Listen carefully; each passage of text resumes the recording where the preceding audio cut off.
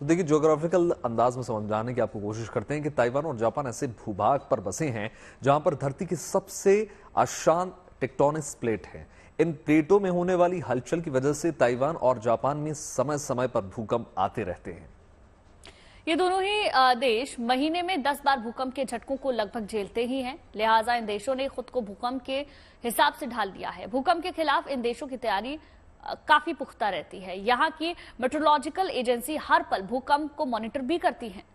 तो चलिए आपको बताते हैं कि बड़े से बड़े भूकंप ये देश इतना आसानी से झेल कैसे लेते हैं। देखिए, दरअसल जापान और ताइवान में भूकंप से बचने के लिए अपने सिस्टम को लगातार और ज्यादा मजबूत करता जा रहा है। केवल 3 मिनट के भीतर ही भूकंप की चेतावनी यहां पूरे देश में जारी कर दी जाती है। भूकंप की जानकारी के लिए जगह जगह भूकंप मापने वाले यंत्र लगाए गए हैं। भूकंप की जानकारी मिलते ही भूकंप प्रभावित इलाकों में लाउडस्पीकर की मदद से जानकारी पहुंचा दी जाती है। भूकंप से बचने के लिए लोगों को ट्रेनिंग भी दी जाती है। यहां तक कि बच्चे भी जानते हैं कि भूकंप से बचने के लिए क्या कुछ करना है। वहां भूकंप से बचने के लिए प्राइमरी कक्षा में ही बच्चों को ट्रेनिंग दे दी जाती है और ये ट्रेनिंग प्राइमरी स्तर पर अनिवार्य होती है। इसके अलावा भी देश भर में सरकारी एजेंसियां समय समय पर लोगों को आपदा प्रबंधन के नए नए तरीके सिखाती रहती हैं।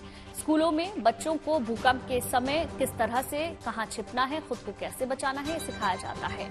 छोटे छोटे बच्चों को मॉक ड्रिल के दौरान स्कूल और इमारतों से निकालने के तरीके और गुर सिखाए जाते हैं। भूकंप आने पर सबसे ज्यादा प्रभाव इमारत की नींव पर पड़ता है। लिहाजा इमारतें बनाने के लिए ये देश कई नई तकनीक का इस्तेमाल करते हैं। भूकंप के बड़े झटके आने पर भी इमारत ना गिरे, ऐसी तकनीक का इस्तेमाल किया जाता है। वहीं भूकंप से बचाने वाली इमारत बनाने के लिए ईंटों और सीमेंट की नींव भी यहाँ पर नहीं बनाई जाती। बिल्कुल गुंजन, देखिए, और इसके अलावा देखिए, ट्रेन में मौजूद लोगों को बचाने के लिए भूकंप जो है उसमें मापने वाला यंत्र भी लगाया जाता है जिससे पता पड़ जाए सफर में।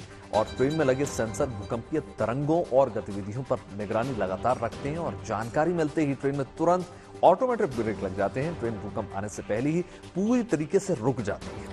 इतना ही नहीं, इन देशों में ऐसी सुरक्षा व्यवस्था भी की गई है जिससे भूकंप की वजह से ट्रेन पटरी से ना उतर सके।